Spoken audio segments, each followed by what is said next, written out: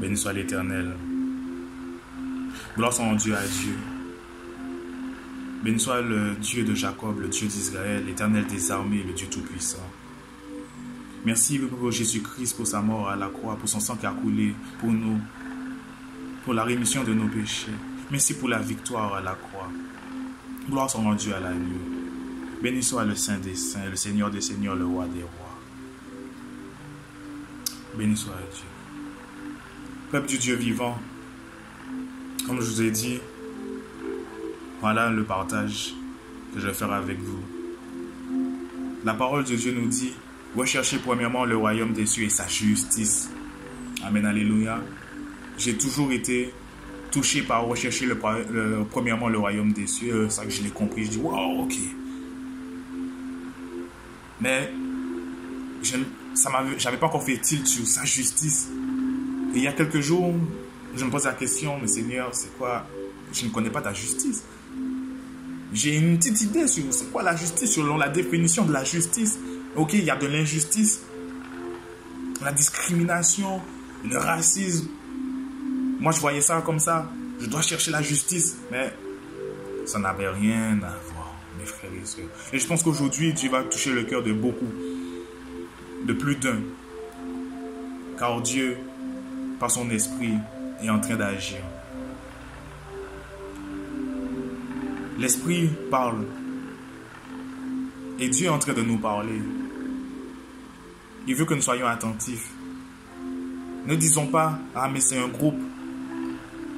Ah c'est dehors qu'il faut faire. Oui, mais combien le font dehors? Avant d'aller dehors, il faut te préparer. Et Dieu nous prépare tantôt d'une façon, tantôt d'une autre. Il nous prépare tantôt d'une façon, tantôt d'une autre. Tantôt d'un moyen, tantôt par un autre moyen. Tous les moyens sont bons car Dieu utilise tout. Dieu peut utiliser un frère au téléphone afin de te fortifier, afin de t'apporter un message, ou une sœur. Dieu peut utiliser un prédicateur qui est juste en Somalie, qui est en train de faire une prédication sur YouTube. Un autre qui est en Canada. Dieu peut utiliser ton pasteur à l'église. Dieu peut utiliser un frère qui est près de chez toi. Dieu peut t'envoyer un guide spirituel afin de t'affermir. Mais il faut comprendre que tout a un but, que rien n'est fait au hasard.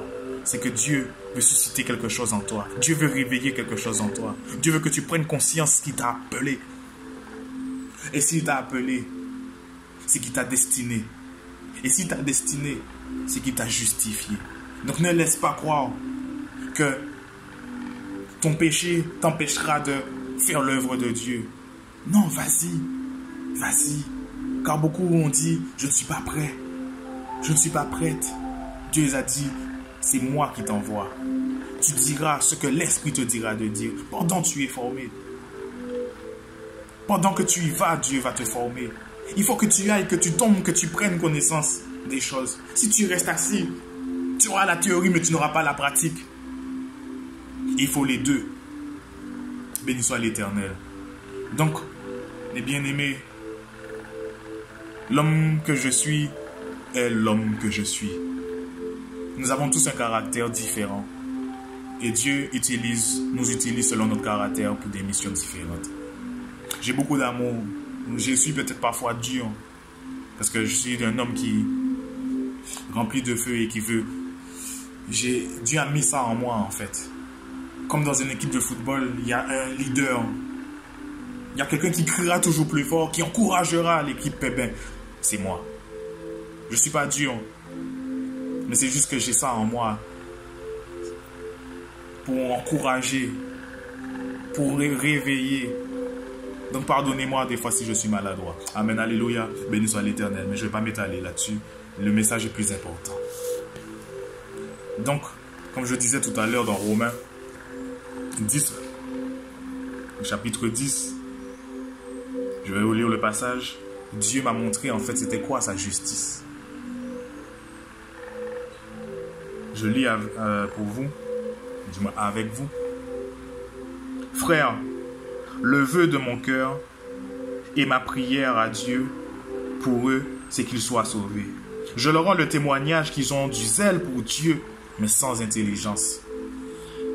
Ne connaissant pas la justice de Dieu et cherchant à établir leur propre justice. ils ne sont pas soumis à la justice de Dieu. Quand j'ai lu ça, je dis waouh. Il y a à peine 2 jours, je me posais la question sur la justice. Et je ne vous mens pas, je suis au chapitre 10 et je fais mon étude dans la parole. Hier, j'étais au chapitre 9. Aujourd'hui, je suis au chapitre 10. Du moins, aujourd'hui, je suis au chapitre 12. Mais avant-hier, j'étais au chapitre 10. Et quand j'ai lu ça, j'ai fait non, Seigneur, tu me parles. Il y a à peine 3 jours, je posais la question. Et je dis, Seigneur, tu me parles. Et je connais le message pour moi. Comme à chaque fois, je le prends pour moi. Et c'est après, je partage. Je dis non, le message que j'ai reçu, je dois le partager. Je dis comment je peux chercher la justice de Dieu si je ne la connais pas. Et c'est là que je comprends pourquoi il y a des djihadistes. Il y a beaucoup qui œuvrent pour l'Éternel, qui pensent œuvrer pour l'Éternel. Mais s'ils ne connaissent pas l'Éternel, c'est en vain. On fait du n'importe quoi. Dieu dit, ne connaissant pas la justice de Dieu et cherchant à établir leur propre justice, ils ne se sont pas soumis à la justice de Dieu. C'est normal. Car Christ est la fin de la loi. Qu'est-ce que Dieu veut nous dire par là? Christ est la fin de la loi. Poursuivons. Christ est la fin de la loi pour la justification de ceux qui croient. En effet, Moïse définit ainsi la justice qui vient de la loi. Donc on comprend qu'il y a une justice de la loi. L'homme qui mettra ces choses en pratique vivra par elles. Ça me rappelle un passage. Nous sommes dans Corinthiens qui nous dit que la parole, elle est morte. Celui qui veut vivre selon la parole doit respecter la parole. Et celui qui pêche contre un seul commandement de la parole pêche contre toute la parole. Voilà dans 2 Corinthiens. 2 Corinthiens chapitre 3 verset 3. Dieu nous dit, vous êtes manifestement une lettre de Christ, écrite par notre ministère, non de l'encre, mais avec l'Esprit du Dieu vivant, non sur des tables de pierre, mais sur des tables de chair. Car cette assurance-là, nous l'avons par Christ auprès de Dieu. Ce n'est pas à dire que nous soyons par nous-mêmes capables de concevoir quelque chose comme venant de nous-mêmes. Notre capacité à connaître, au contraire, vient de Dieu. Notre capacité, au contraire, vient de Dieu. Amen, alléluia. Il nous a aussi rendu capables d'être ministres d'une nouvelle alliance, non de la lettre, mais de l'esprit. Car la lettre tue, mais l'esprit vivifie. Donc Dieu essaie de nous faire comprendre qu'il y a la justice de la loi. Celui qui veut respecter la loi doit respecter la loi. Mais Jésus est venu pour abolir, on va dire, cette loi et pour faire une nouvelle alliance, qui est l'alliance de la foi. Et nous allons voir aujourd'hui qu'est-ce que Dieu nous dit de rechercher. Qu'est-ce que Dieu veut nous dire en nous disant rechercher premièrement le royaume des cieux et sa justice. Il faut connaître c'est quoi sa justice. Verset, on retourne dans Romains 10, verset 5. En effet, Moïse définit ainsi la justice qui vient de la loi. L'homme qui mettra ces choses en pratique vivra par elle. Donc tu dois mettre toute la parole en pratique si tu veux vivre. Si tu ne mets pas la parole en pratique, tu mourras. Mais c'est dur. C'est dur ça. Ne vous détrompez pas. Mais voici, verset 6, mais voici comment parle la justice qui vient de la foi. Ne dis pas en ton cœur, qui montera au ciel, c'est en faire redescendre Jésus. Ou, qui descendra dans l'abîme, c'est en faire remonter Jésus d'entre les morts. Que dit-elle donc? La parole est près de toi, dans ta bouche et dans ton cœur. Or, c'est la parole de la foi que nous prêchons. Si tu confesses de ta bouche le Seigneur Jésus, et si tu crois dans ton cœur que Dieu l'a ressuscité des morts, tu seras sauvé. Amen. Car c'est en croyant du cœur qu'on parvient à la justice. Alléluia. C'est en croyant du cœur qu'on parvient à la justice. Et c'est en confessant de la bouche qu'on parvient au salut. Selon ce que dit l'Écriture. Quiconque croit en lui sera point confus.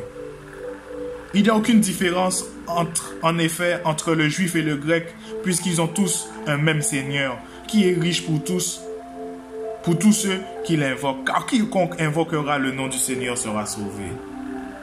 Voici la justice de Dieu. La justice de Dieu, c'est de croire.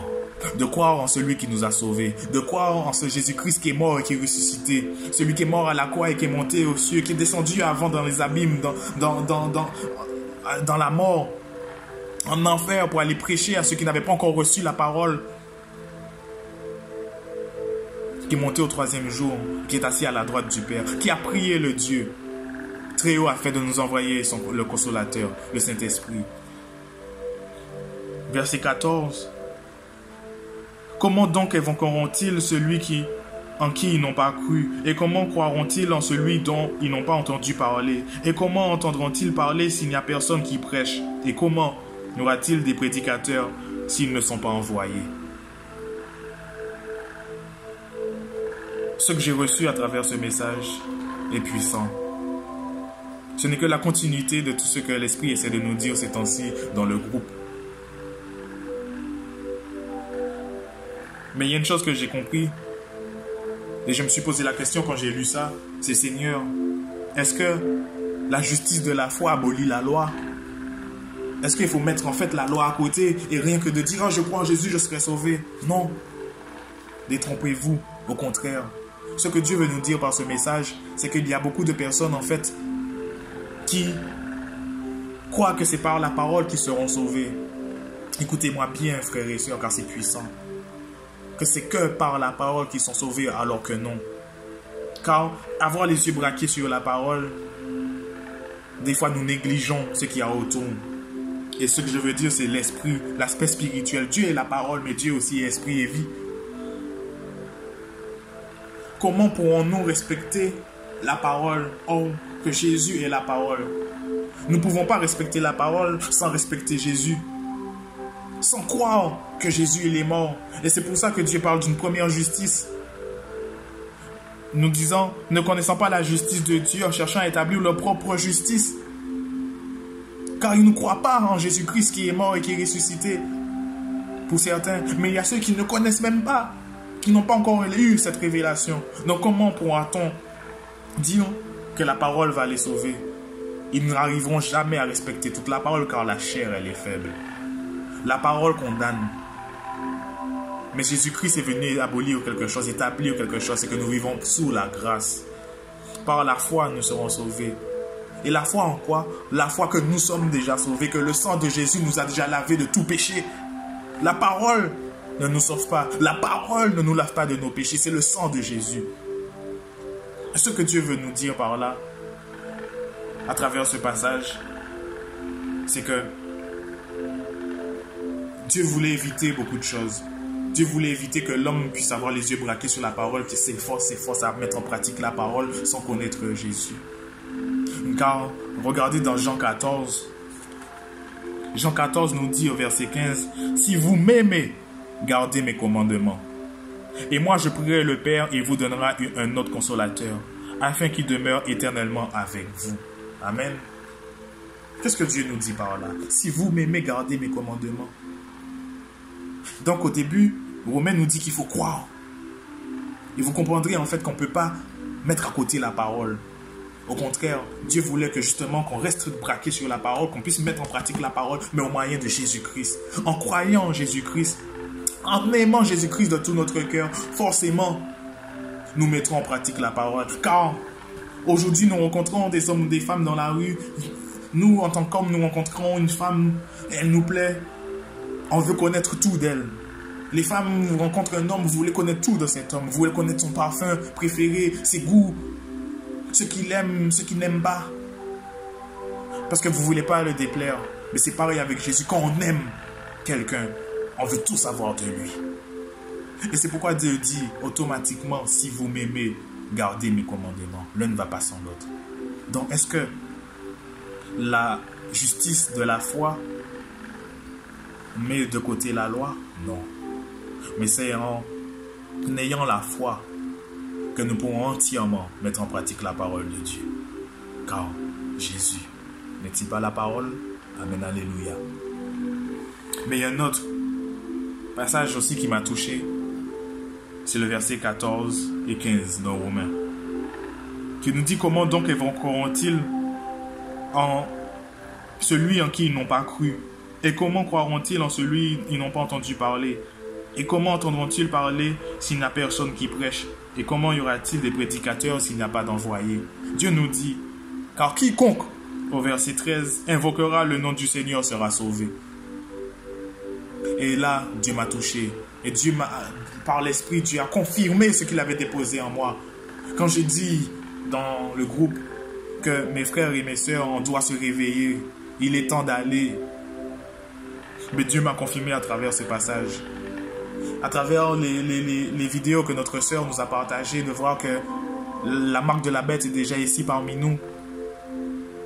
Comment le peuple de Dieu en Guadeloupe invoqueront le nom de Jésus-Christ s'ils ne connaissent pas? Comment ton frère, de côté maman ou côté papa, pourra être sauvé? Comment ta cousine que tu aimes, ta cousine, ton cousin, ton frère, avec qui vous faisiez la fête énormément, tu l'as laissé parce que Dieu t'a touché.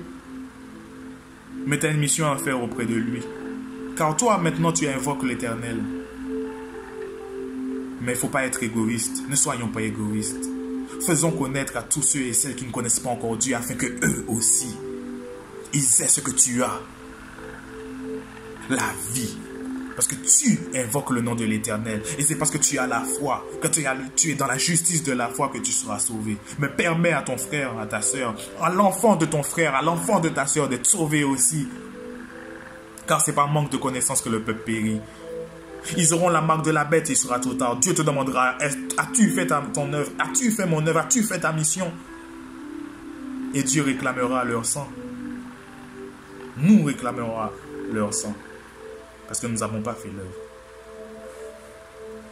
Peuple du Dieu vivant, entendez ce que l'Esprit vous dit. N'entendez pas ce que moi je dis, humainement parlant, mais soyez sensibles à ce que l'Esprit veut vous dire. Dieu vous aime, je vous aime énormément, mais Dieu a besoin de guerriers et de guerrières. Soyez convaincus de ce que Dieu a déposé en vous et de ce que vous êtes au nom de Jésus-Christ de Nazareth. Que le Saint-Esprit, l'Esprit de vérité, que le Dieu Tout-Puissant qui contrôle toutes choses, le Créateur du ciel et de la terre, puisse vous remplir de son esprit, afin que toutes choses puissent être faites par son esprit, qu'il puisse vous remplir de son feu, afin que vous vous leviez, que vous répandez ce feu autour de vous, afin de susciter en beaucoup l'appel qu'ils ont reçu de Dieu, afin d'œuvrer, afin qu'en Guadeloupe puisse être réveillé, aux Antilles, en Guyane, partout. Que tout le peuple puisse se réveiller et faire l'œuvre de Dieu. Il est temps. Il est temps car nous ne savons pas quand est-ce qu'il viendra. L'heure approche et nous ne savons pas quand est-ce qu'il viendra. Lorsque les trompettes sonneront, il sera trop tard. Soyons prêts. Ne soyons pas distraits. Ne soyons pas à la recherche de choses éphémères. Il est temps. Que celui qui a des oreilles entende ce que l'Esprit veut dire à l'Église. Soyez bénis.